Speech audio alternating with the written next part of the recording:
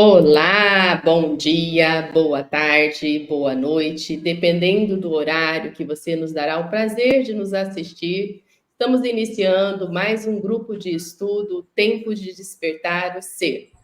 Antes de iniciarmos, vamos elevar o nosso pensamento a Deus, a Jesus, entrarmos na sintonia da espiritualidade maior, sentindo a presença dos nossos mentores e guias espirituais, pedindo ao Pai Celestial, Pai de amor e bondade, mais uma vez reunidos em Teu nome.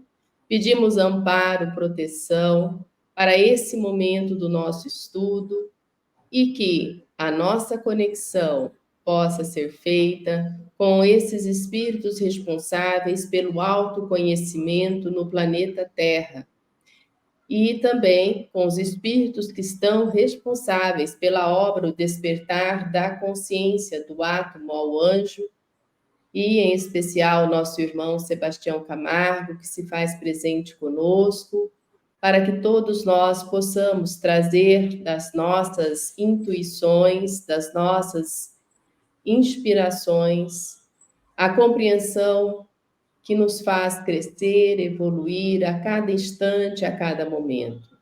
Permita, Senhor, que através desse momento do estudo, possamos irradiar as nossas circunscrições e também para todo o planeta Terra, a paz, a harmonia, a luz divina e todos os cantos, em especial aos nossos irmãos e irmãs que se encontram em dor e sofrimento.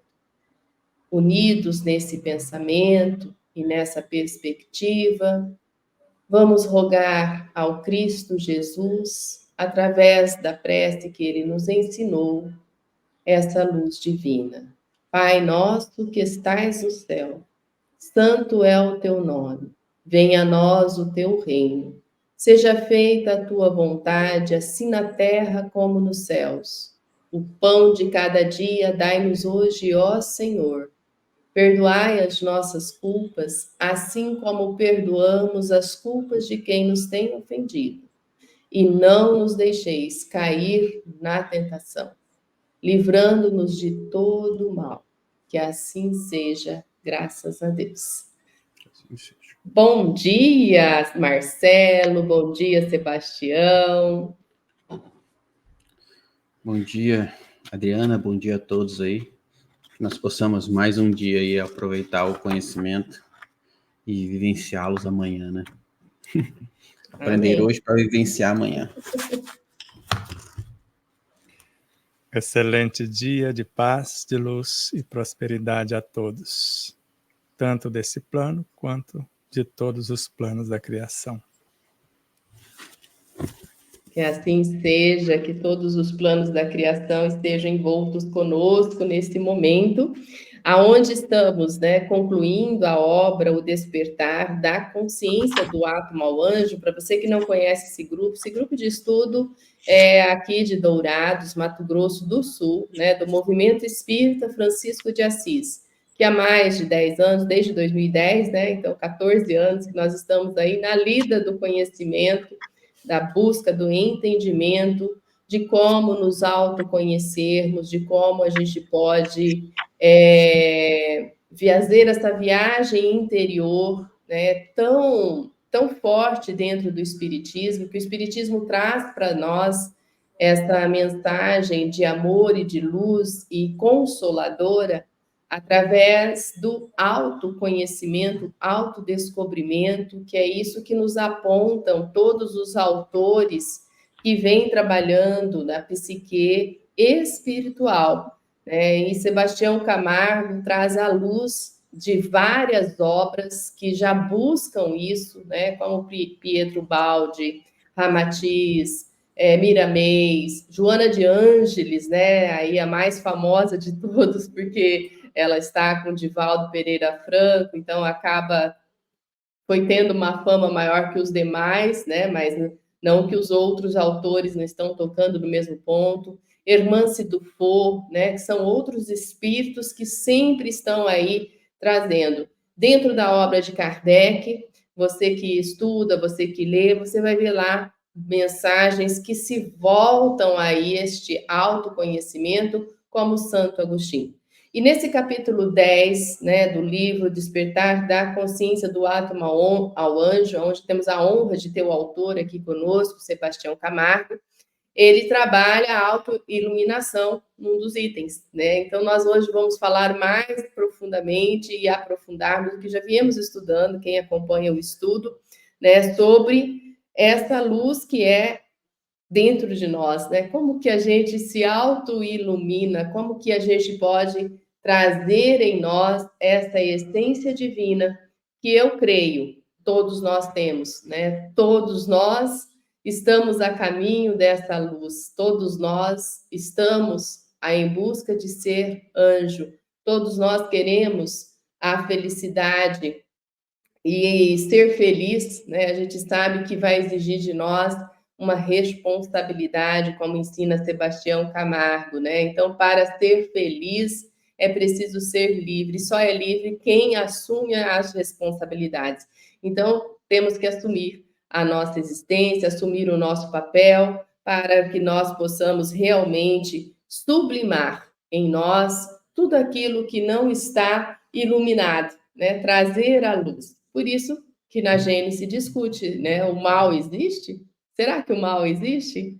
Né? Então, são questões que vêm à nossa mente, porque às vezes a gente dá muita força, né? Achando que há algo muito forte como o mal. Será que o mal existe?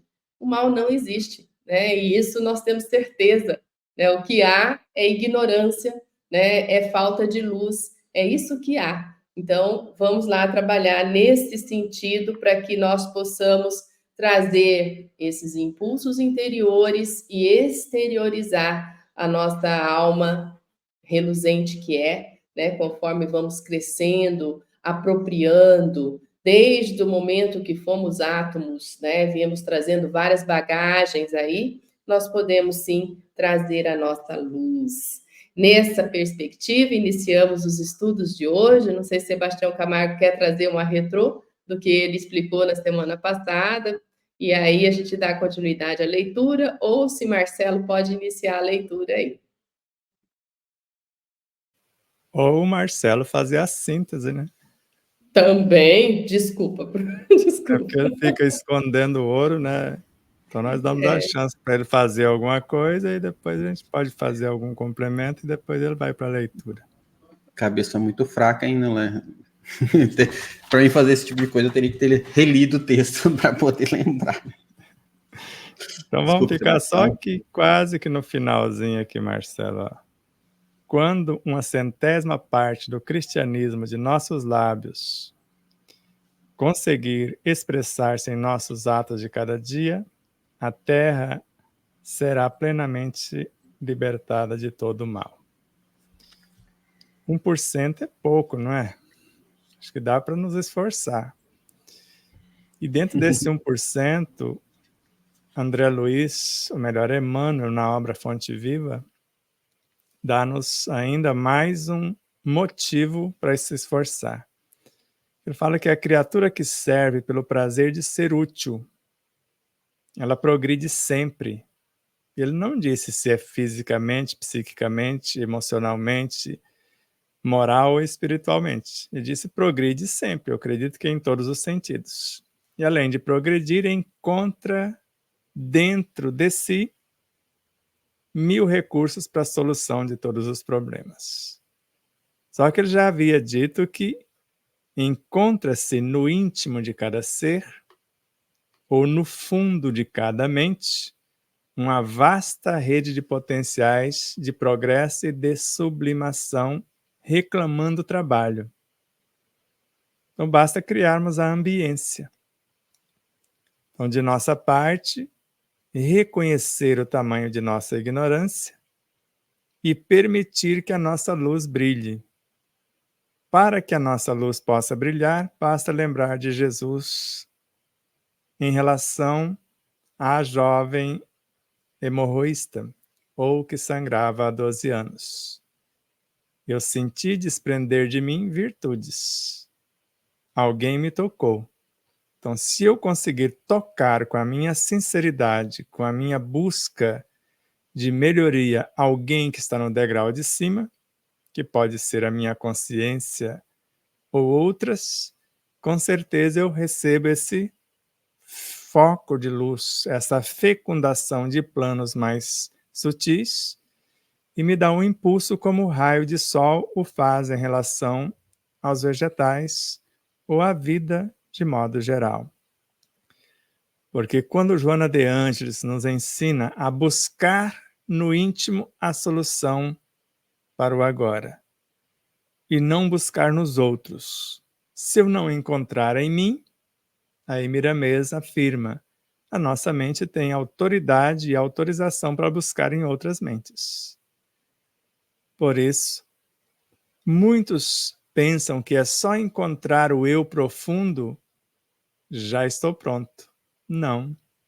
Até onde me consta, no festim de núpcias, quem o acessava não iluminava-se, tanto que alguém foi retirado de lá. Então, alguém precisa vestir a roupa nupcial para lá estar. Então, para avançarmos esse degrau e lá permanecermos, precisamos ter os nossos valores ampliados, porque do contrário não suportaremos a luz de lá. Então, nós vamos adequando o nosso mundo mental, psíquico, emocional, moral e espiritual a viver expressando essa luz. Porque inicialmente nós vamos falar de amor. Estamos expressando intuitivamente ou inspirativamente as ondas amorosas de alguém. E até eu costumo dizer, ser bonzinho na casa espírita, principalmente na hora da palestra, tendo Ramatiz, Bezerra de Menezes, Joana de Ângeles, alguém que está às vezes nos inspirando ou falando por nosso intermédio, é covardia. Ser bonzinho lá fora, às vezes sem a presença direta deles, porque eles lançam a semente e agora fica de longe observando se vai vicejar. Por isso, não basta apenas querer. É necessário e essencial saber. E, acima de tudo, viver. Porque o que vai para o nosso subconsciente, conforme Pietro Baldi, não é o conhecimento, mas sim a experiência ou a vivência desse conhecimento. Maravilha, né? Exatamente, né? Nada como a prática, né? Então, na academia há uma discussão sobre isso, né? O teórico e o prático. Na academia que eu falo, a universidade, para a gente ensinar os nossos acadêmicos como que eles vão atuar, e às vezes, né, quem escreve a teoria nem tem a prática. Nem é tão firme aquilo que ele condiz, né? E aí o cidadão vai para o mercado de trabalho e não consegue desenvolver aquela teoria porque ela não foi posta em prática. Então, essa discussão da prática e a teoria, em termos morais, né, é isso mesmo. Então, muitos de nós, teólogos, né, muitos de nós já padres, papas, pastores, espiritistas, né, ditos espíritas mais aí famosos, tem a teoria, mas ele não tem a prática, que é o que Sebastião nos ensina todas as vezes que a gente está com ele, né? Como a palavra que não foi vivenciada faz o pessoal da palestra dormir. Né? Então, é o palestrante que faz dormir, não estou falando todos, né? De repente aí você está falando, tá? Assim, puxa vida, mas é por aí mesmo, você não atrai, né, as pessoas têm dificuldade. E quando é aquela palestra que a pessoa conta uma vivência dela, a experiência dela, atrai todo mundo, né? Todo mundo fica de olho ali e condiz com o que está dentro dele. Então, a vivência é tudo mesmo para a gente poder trazer em nós esse desenvolvimento moral e espiritual, que é o que nós buscamos aqui. Então, vamos lá, Marcelo, já que você se redimiu da fala, fica escondendo o ouro, então vamos lá à leitura. Não, eu só fui o médium dele. Quem falou foi ele. Só fui o microfone. Vamos lembrar só 2 casos de prática e teoria? Vamos. Jean-Jacques Rousseau foi um dos maiores pensadores do século XVIII, conforme a história. e criou a teoria. A criança, o ser humano, já nasce livre. Ele só precisa da educação física, psíquica, moral, espiritual. E criou a teoria para essa educação, só que não conseguiu aplicá-la nem nos seus filhos. Para os seus filhos, ele pôs no internato. Agora, para os filhos dos outros... Mas parece que no século seguinte, ou bem mais tarde, outro Jean, agora o Henrique Pestalozzi. Esse não só afirmara, ele era o próprio conhecimento vivenciado. Tanto que ele normalmente não dava ensino como nós fazemos, passar na lousa, isso. Ele entrava na consciência do educando e trazia o conteúdo para fora, já que educar é fazer emergir do ser o conhecimento que ele já tem. E como afirmou Richard Bach, então educar, ou melhor, ensinar é lembrar o outro que ele sabe tanto quanto você. Agora, aprender é recordar o que sabemos. Agora, fazer é demonstrar que nós sabemos.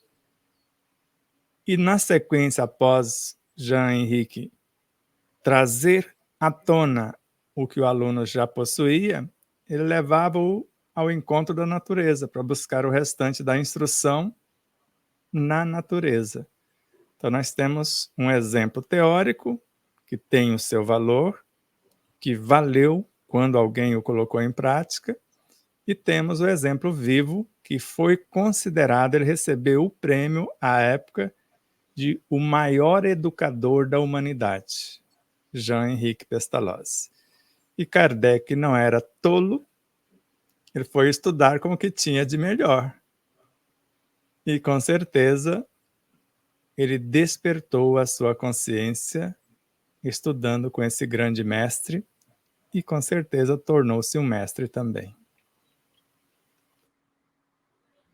Maravilha, né? Esse é o caminho, né? É uma mão que a gente dá para o outro, né? Então, Kardec precisou passar pela escola, né, do Pestalozzi, e também para trazer toda a metodologia que ele trouxe para despertar a nossa consciência. Ele precisava disso, né? Talvez ele até fazia parte do grupo que ia desenvolver isso, né? Mas também para mostrar o exemplo, assim como Cristo, né, foi até João Batista. Havia necessidade de ir até João Batista, daquela prática, daquele ato, para nossa compreensão, havia necessidade, né, Sebastião?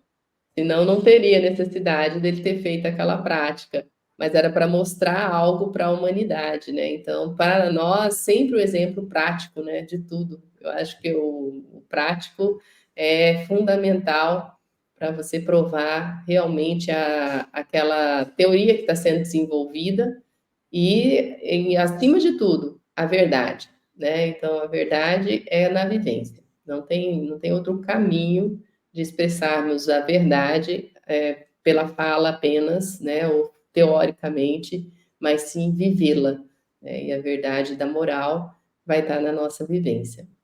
Adorei. Sigamos. Pode falar. Ainda um pouquinho.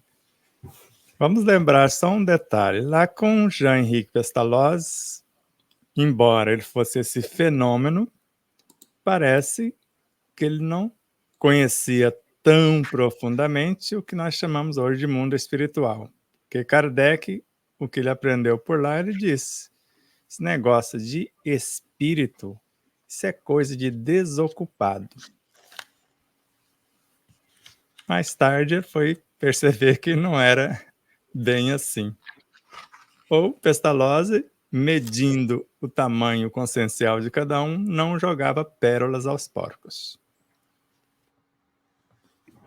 Fantástico. Então vamos lá.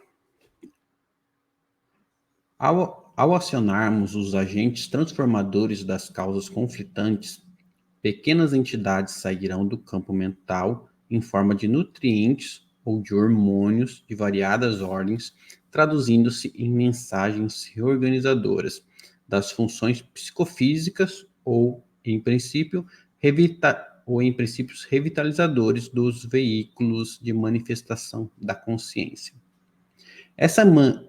Esse manancial de forças vivas e atuantes, idealizado e edificado no campo da imaginação e da inteligência, viajará pelo veículo de manifestação da mente, o perispírito, MOB, dimensão condensadora da energia, aportando no universo físico como força reorganizadora, mensageiros químicos e hormônios,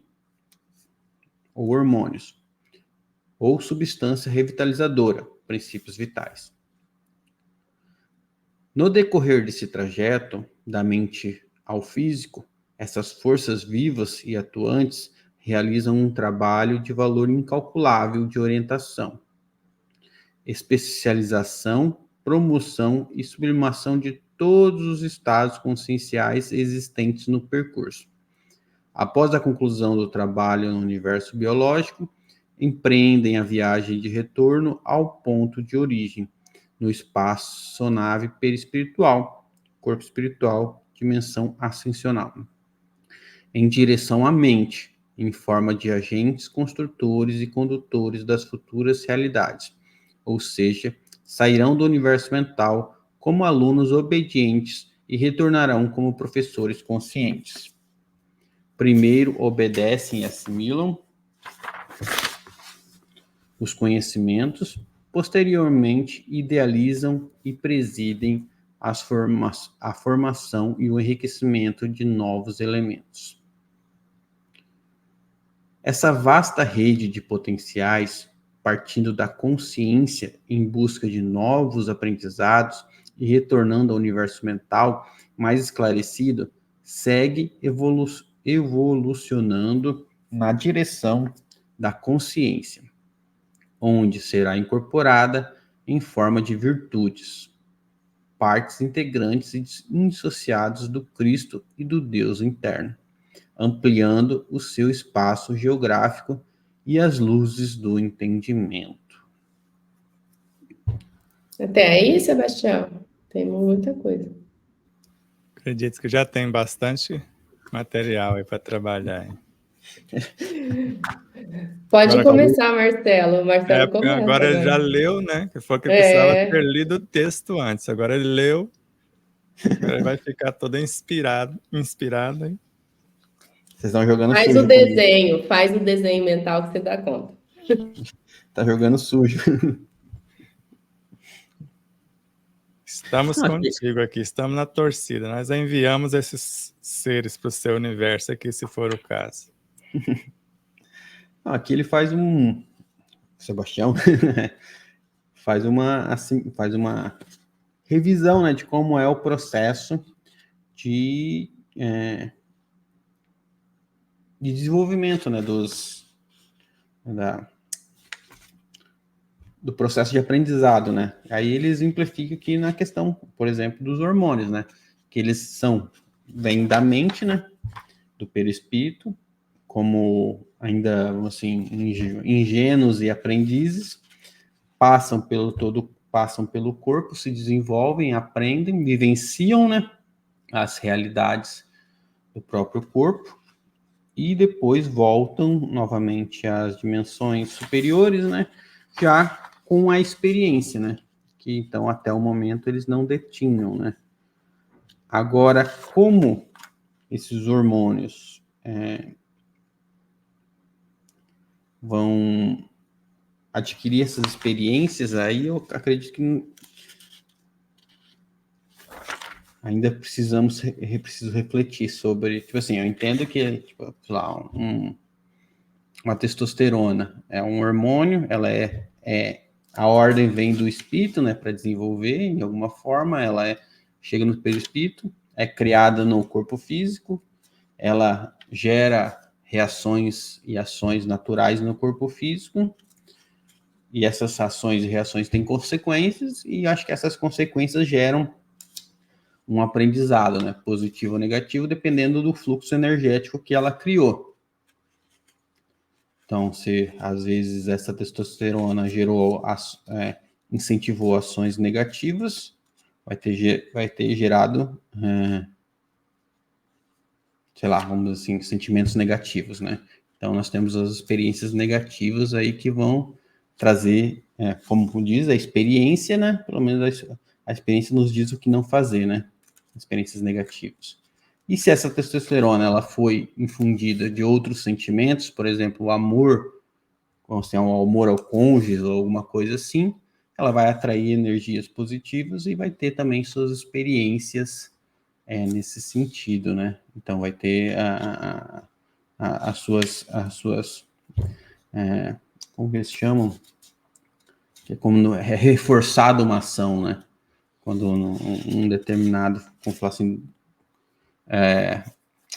punição e incentivo, né? Então, quando nós temos nossas ações geram ações positivas, né? Nós estamos incentivando aquela ação e aquilo se torna uma experiência positiva que provavelmente, com um aprendizado, né? Nós repetiremos ele mais vezes, né? Claro que fugi bastante do conceito, mas é mais ou menos a interpretação que eu consegui ter do problema.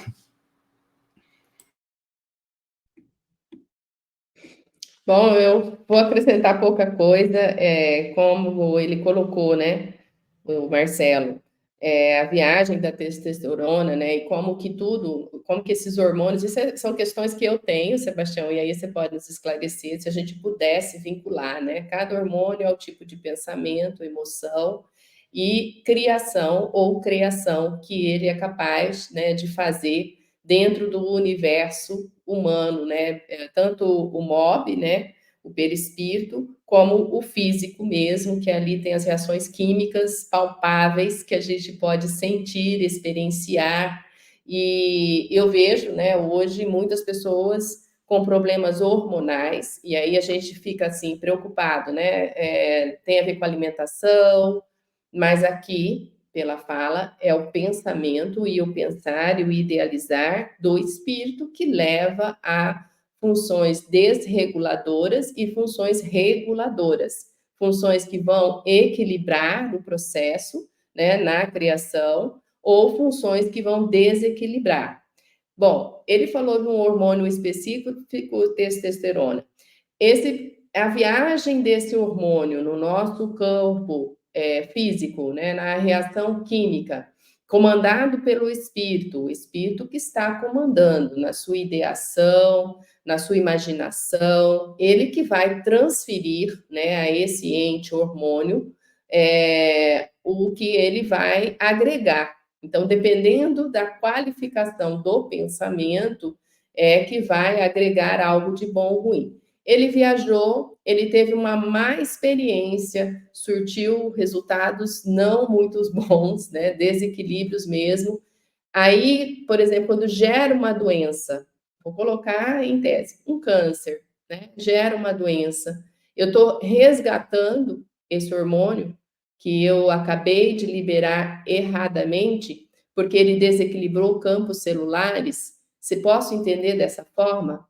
Porque quando ele caminha bem, né? E aí ele falou do amor do cônjuge, e pode gerar uma nova vida, né? Um filho, uma filha. Então ele teve um resultado final positivo para o que ele veio e que ele foi criado por Deus para isso no nosso corpo físico. Mas a condução é nossa.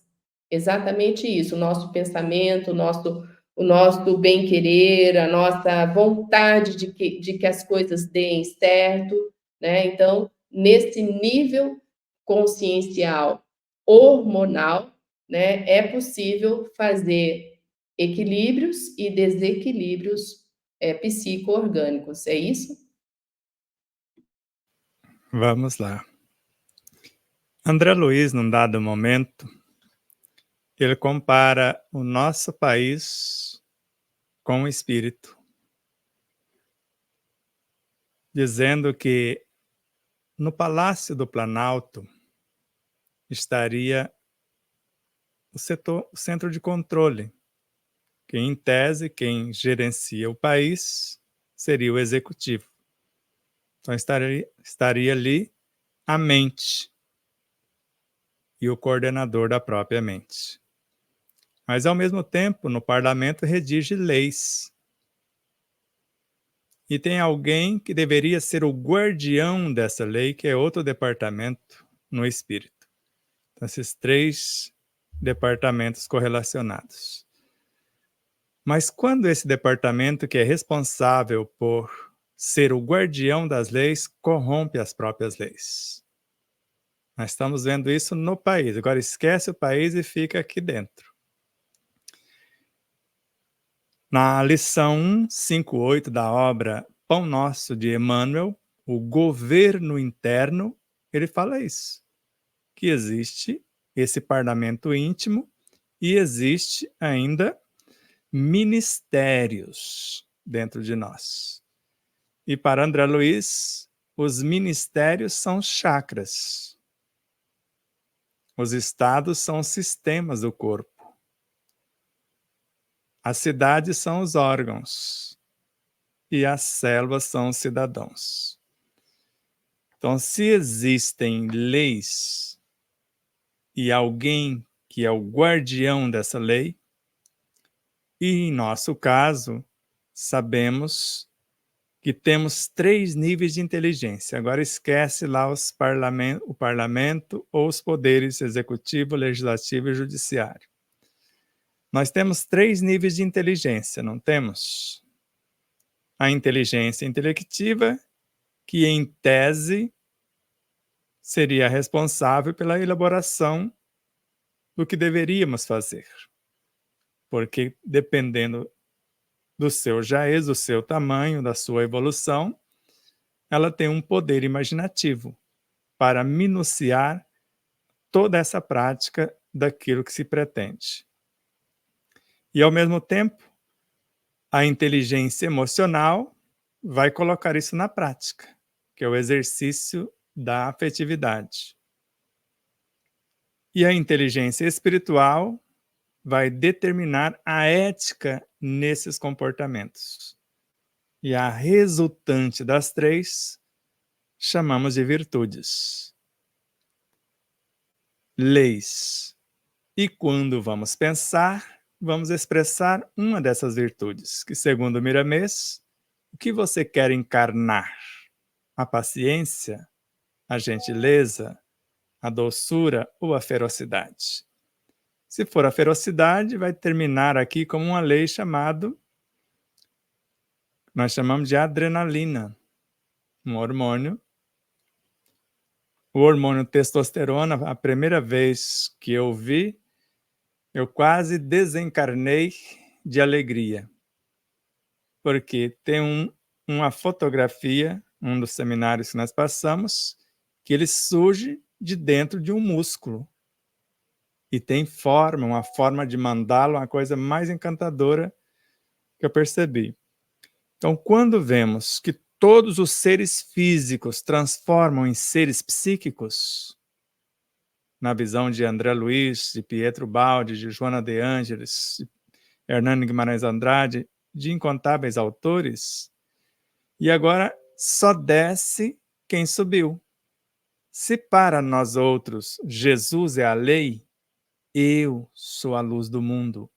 Eu sou a porta das ovelhas. Quem me vê, vê o Pai. Meu Pai trabalha até hoje. Eu trabalho também. Sede vós outros meus imitadores. Quando nós imitamos essa lei, com certeza vamos estar sob o amparo da lei. Porque é assim que funciona. Na sociedade, quando eu respeito as leis me protegem. Mas quando eu violo as próprias leis me punem. Pelo menos até onde me consta, é assim que funciona no mundo físico. Mas para o Cristo, ele diz que a lei não é de punição, mas de reparação.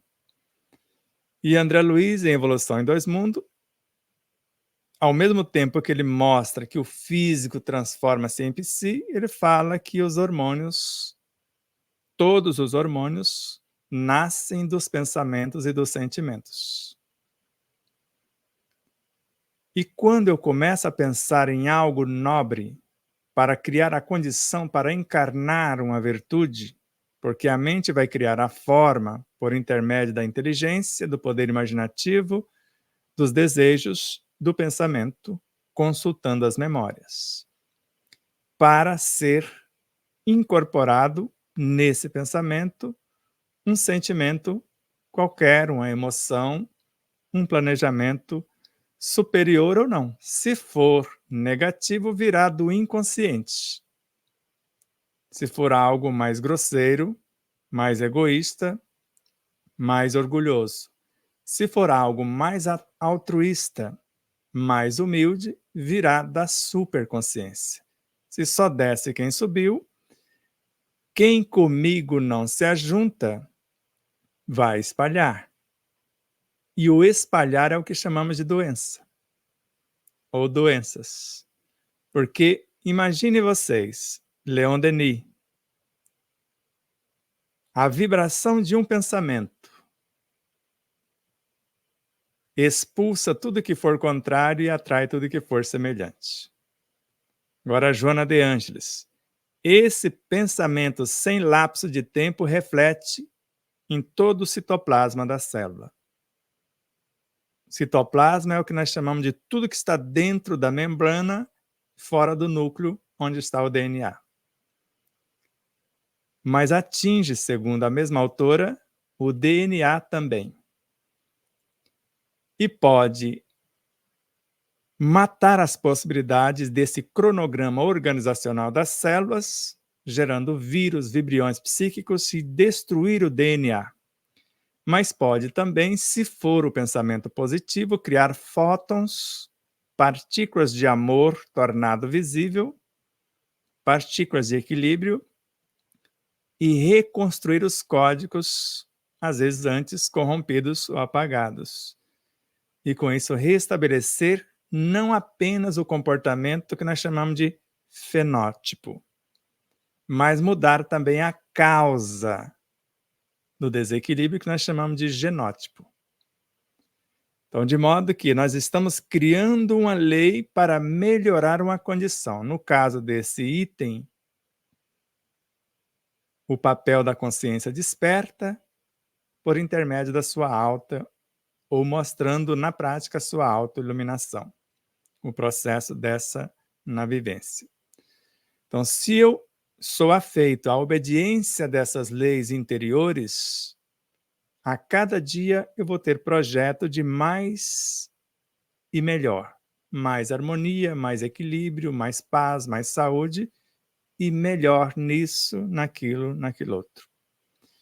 Porque quando começamos a aceitar os convites do meio, que são muitos, e nós esquecemos desse Senhor interno e ficamos com o externo, aí é onde nós começamos a corromper as leis. Se olhar para o nosso país e olhar para esse guardião das leis que está corrompendo-as, alguém os corromperou. Que parece que a instituição não tem nada a ver com isso. Que todos os elementos, os componentes dessa instituição, até agora, parece que estão fora do prumo, mas dentro de nós. Como trazer isso para o prumo outra vez? Tomar ciência e adquirir consciência. Leon Denis mostra um método simples. Ele fala, tem alguns meios. Pode ser pela filosofia, que é pelo estudo, pela ciência, o mecanismo de comprovação, ou pela introspecção, que é o método mais seguro, o exame de consciência. E quando eu examino a minha consciência, eu vou ver ou perceber onde houve a desistência do nobre que me daria prazeres eternos para ficar com o menos nobre que me dá prazeres ilusórios e transitórios. E quando caímos em si, que foi o caso de Saulo,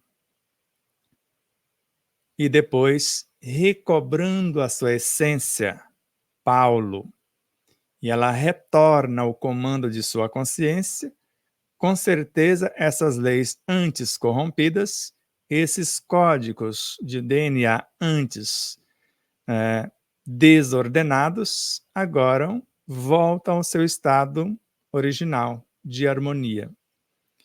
E nós percebemos isso em vários seres. Imagine João, o evangelista.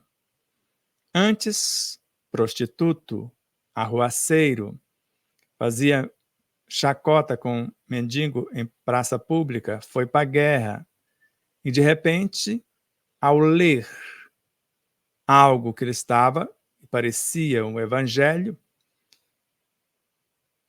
ele cai em si. E, a partir daí, chega onde chegou, como nós sabemos. Ou o caso de Santo Agostinho, que quase enlouqueceu Santa Mônica, e sua mãe não desistiu dele, orando todos os dias, quase o tempo todo, até que ele caísse também em si e recobrasse a consciência. Reconectar, que é o que nós falamos. É o religare. Esse religare não é para nos ligar a Deus, o cósmico, porque dele não saímos, não tem como se desligar dele. É para religar nós, a personalidade, com a nossa essência consciencial. E não é com religião rótulo, é com religião vivida, que é o que chamamos de religiosidade ou espiritualidade.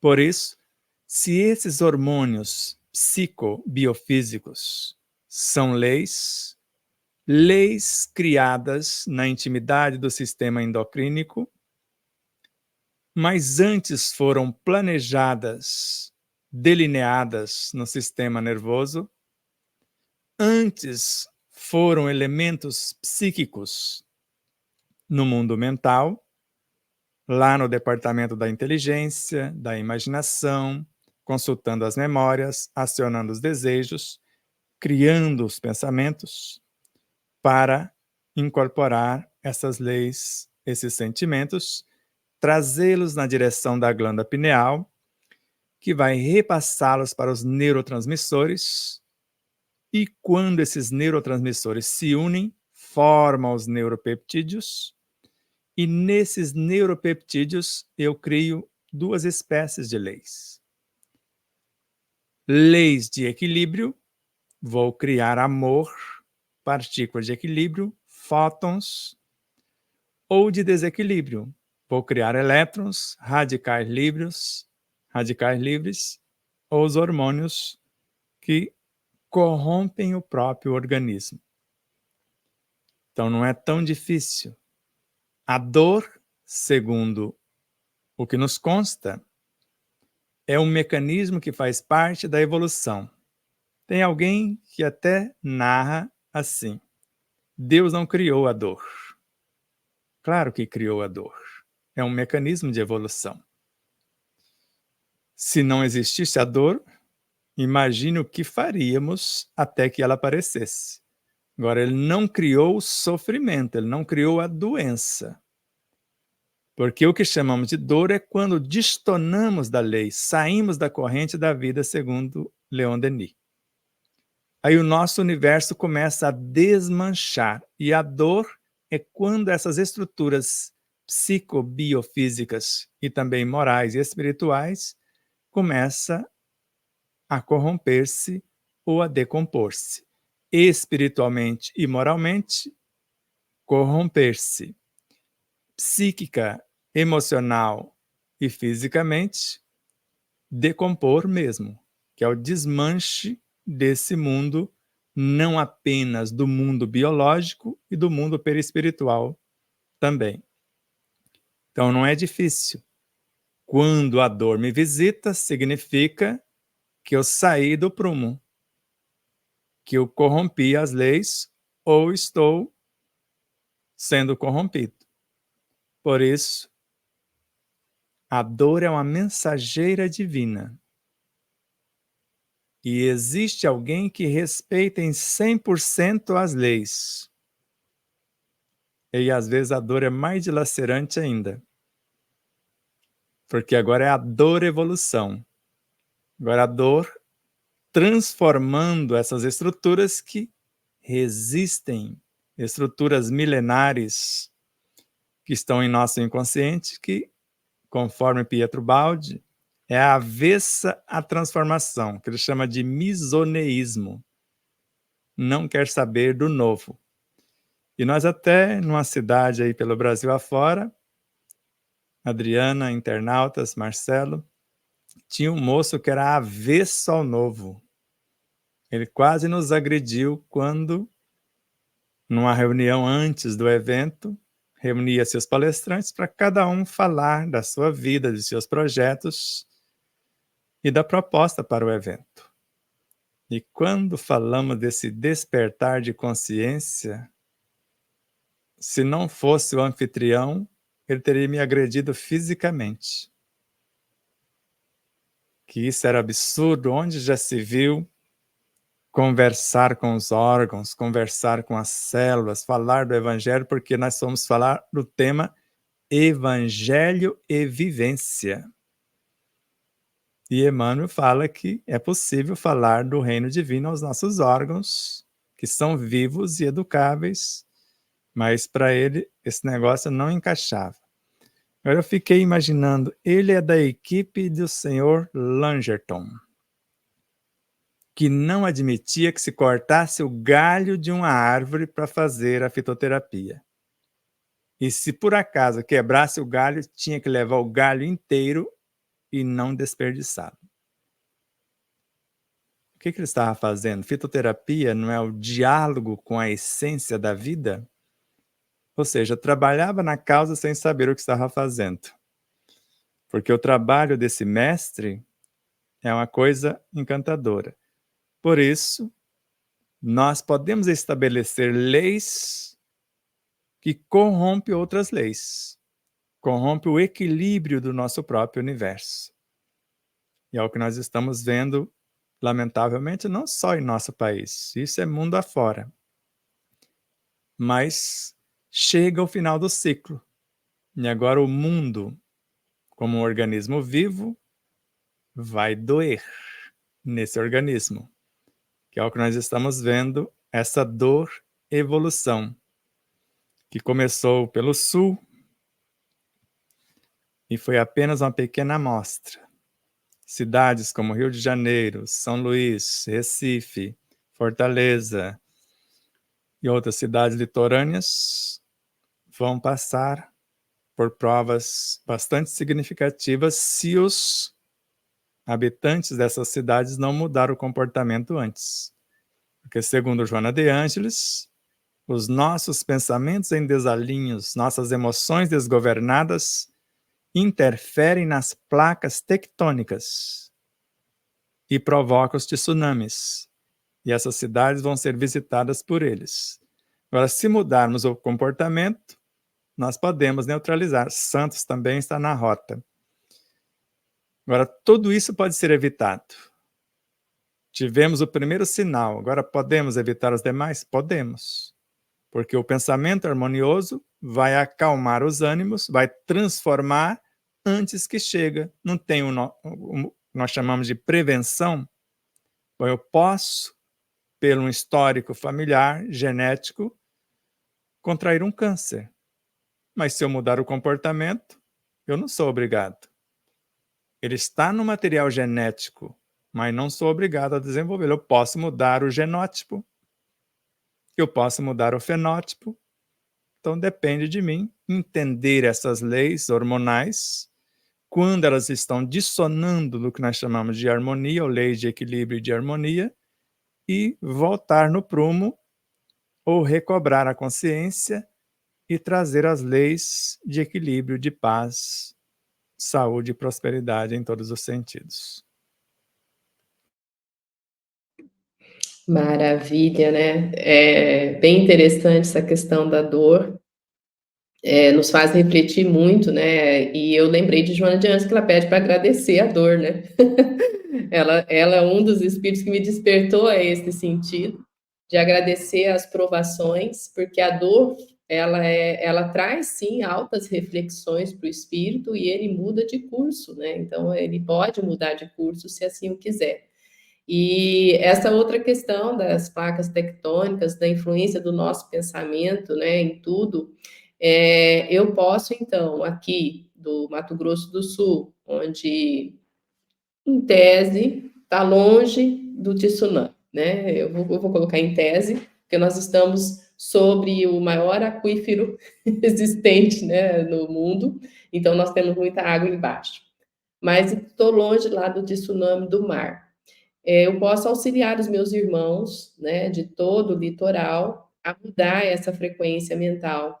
Então, acho que essa força de corrente, de pensamento, é o que nós podemos fazer. Assim como nós estamos auxiliando os nossos irmãos que estão passando por dor e sofrimento no Rio Grande do Sul, né, através da nosso mental, né? Não é só a doação física, mas a doação mental, a doação do pensamento, né, de você estar movimentando, então, de uma forma reversa ao movimento que vem acontecendo. Mas eu sei que quem está naquela terra, o comprometimento dele é com aquele lugar, né? Ele não nasceu por acaso lá, não foi atraído por acaso lá, e não é por acaso que ele está nesse local hoje. Exato, né?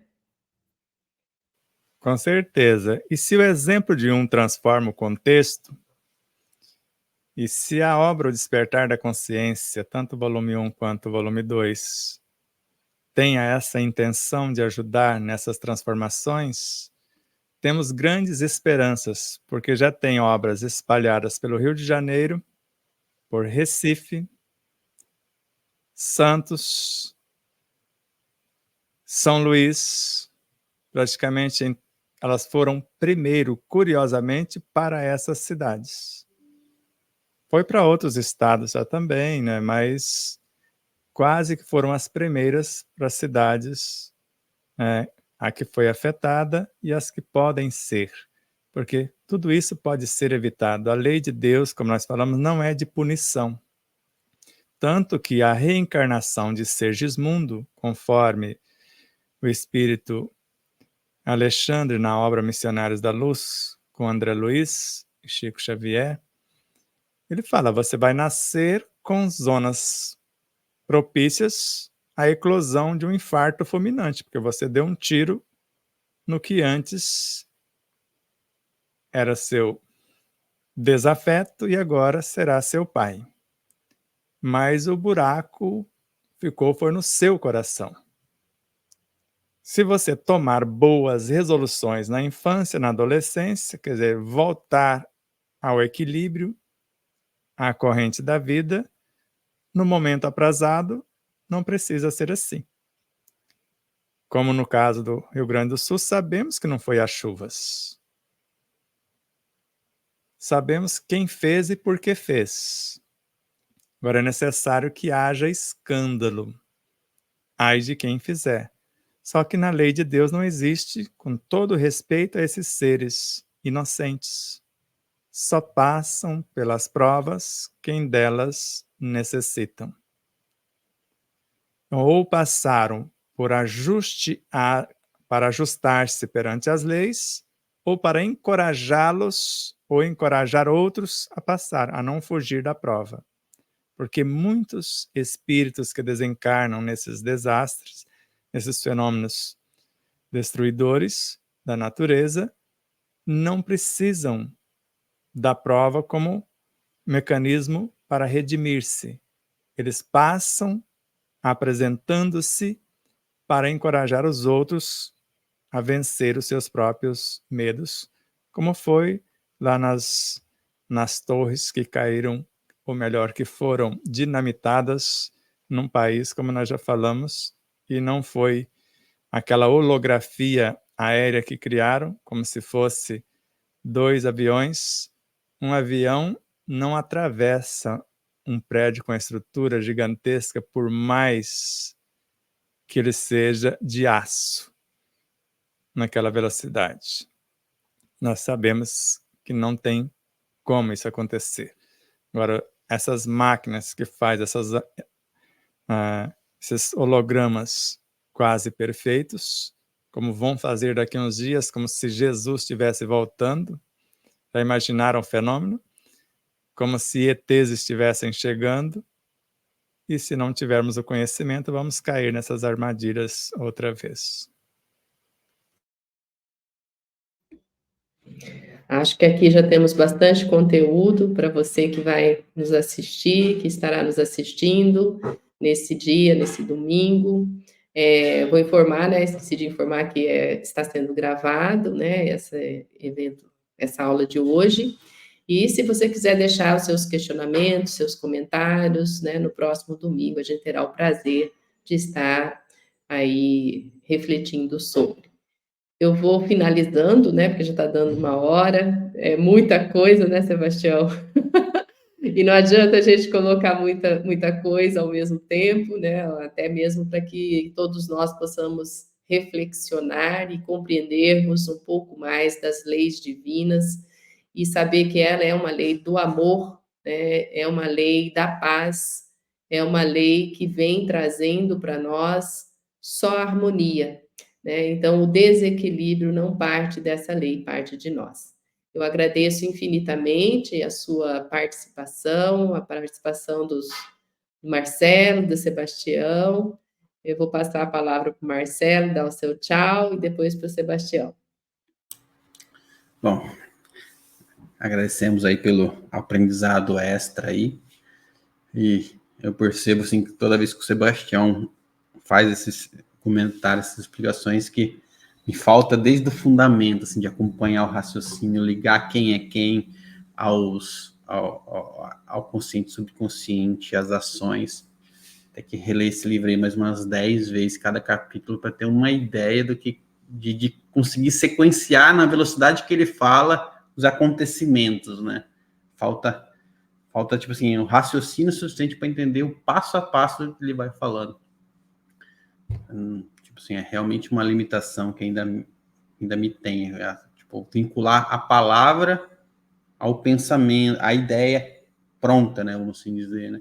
Quando você fala inconsciente, trazer toda a bagagem do que é o inconsciente para poder conseguir entender a explicação, né? Então, eu acho que vou ter que voltar à época lá de concurseiro, né? Que para cada palavra fazia um conjunto de anotações, explicações, para poder ter uma ideia de quando precisar dela, ela está disponível, né? Ainda o aprendizado ainda é longo, né? Se progredir um pouquinho nessa encarnação, estamos no lucro. Agradeço a todos aí pela participação. Obrigada, Marcelo. Mas é por isso que tem um glossário no livro. Os dois. E se o glossário não atender e precisar de anotação, tivemos também o cuidado, o Alexandre teve o cuidado de criar os bloquinhos. Se não quer anotar muita coisa, então esse menorzinho, para não esquecer. Pode até levar na bolsa para pôr no carro, né? Se quer anotar um tantinho mais, aí tem esse maiorzinho. Se quer aquele que enche o caderno e depois você troca só o miolo, esse aqui, o caderno inteligente. Aí se quer um maiorzão assim para falar, não, essa agora eu vou fazer umas... Aí tem 4 possibilidades, porque quando a gente anota no caderno, a gente grava melhor. Isso é científico, são estatísticas.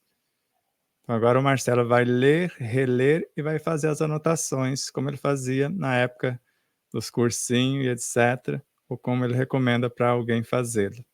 Porque só assim vamos fixar. Tanto que no início, Marcelo, para entender melhor a Bíblia, eu digitei a Bíblia quase inteira. Eu digitando, anotando, às vezes eu não anotava muito, porque se eu anotasse, depois tinha que ver alguém para interpretar a minha letra, para adivinhar o que estava escrito. Então eu digitava e era um meio eu gravar. E como que eu fazia depois para não esquecer? Aí eu saía contando para todo mundo que eu estudei naquele dia. Disfarçadamente, eu ia falando disso, daquilo. A Adriana sabe disso. Às vezes não tem nada a ver o que eu acabei de falar na palestra com a palestra. Mas é uma memória que eu recobrei no dia anterior, algo que eu quero lembrar. Então, a cada diálogo com alguém, eu invento uma desculpa e falo daquilo até criar a memória viva. Aí ela nunca mais se apaga. Por isso, nesse instante divino, onde nós estamos concluindo mais esse estudo, tenha essa intenção, que fique vivo na sua memória para que não haja esquecimento. E isso é tão fantástico que quando você necessita desses conhecimentos, como aconteceu conosco no início, às vezes estudávamos, voltava de novo, lia, relia mais uma vez, e aparentemente, após fazer as anotações, parece que esquecíamos. Mas quando começamos a proferir palestras, vinha tudo à tona. Às vezes não programamos uma frase para uma palestra. E os conhecimentos vão fluindo como se fossem e são seres vivos, e você fica apenas na coordenação daquilo que foi profundamente estudado e também compreendido e experienciado. Um domingo de paz, amor e luz, e aguardamos vocês em mais uma aula, uma magnífica aula de Pietro Baldi, logo mais às 17h30. Quer saber do cardápio? Então veja aí se te agrada o que nós vamos falar. Da matéria à vida. E depois, lei das unidades coletivas. E acrescentando ainda, nós vamos ver a série evolutiva das espécies dinâmicas. E você vai ficar encantado com esta tese de Pietro Baldi no processo de evolução. Abraços de luz e paz e até já. Tchau, tchau. Um grande abraço. Gratidão a todos vocês.